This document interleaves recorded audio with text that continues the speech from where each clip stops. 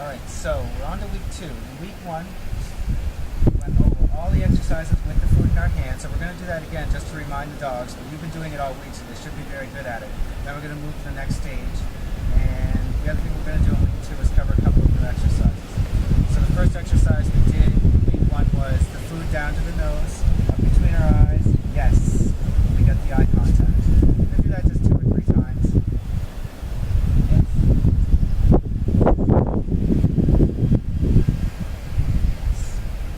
She's obviously comfortable with that eye contact, so I'm going to increase the difficulty of it. I'm going to put no treats in my hand, the exact same hand motion. Yes. Then I'm going to dig my treat out and give it to the dog.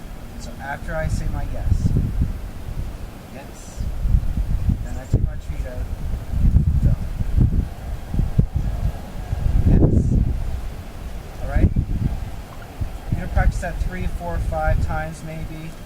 As many times per day as possible. You probably only get 1 or 2 times per day, but you don't want to overdo it with the obedience. Yes. Okay? The other exercise we did was the targeting for the sit. So we had the food treat, right behind the dog's head, yes, when they're bumping around. Yes. Yes. Alright? So now you want to do the same thing without the food in your hand. Yes. See how she knows that hand prompt already? Yes. She didn't know that when we first started doing it. Yes. Alright? Yes. So with this particular one, you'll probably do that empty hand one for another 2 or 3 days, and then you can start putting the verbal command to it, which is the last step. In that case, it's going to be sit, followed by the yes. If the dog doesn't put its bum on the ground in the first request, sit, do not repeat the verbal, just keep doing the hand prompt until the dog's bum hits the ground, then yes and treat them. You don't want to get into repeating your verbal commands. You do that, it'll take 3 or 4, yes. It'll take 3 or 4 requests before they actually start putting their bum on the ground. You're saying sit, sit, sit before the dog actually does it. Sit. Yes. Alright?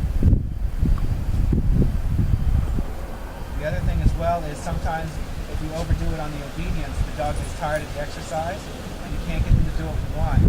So what a lot of us do is we take that food treat back in and we target the dog. As soon as we do that, we teach them instantly that we're going to get frustrated and we're going to take that treat out, so they just end up standing there staring at you and not doing the things you're trying to get them to do. So in that case, if I've overworked my dog in a particular exercise, I'll switch it up and do something else at the end. So I might do an eye contact instead. Yes. It tends to be the easiest one for the dogs. Alright? The last exercise we did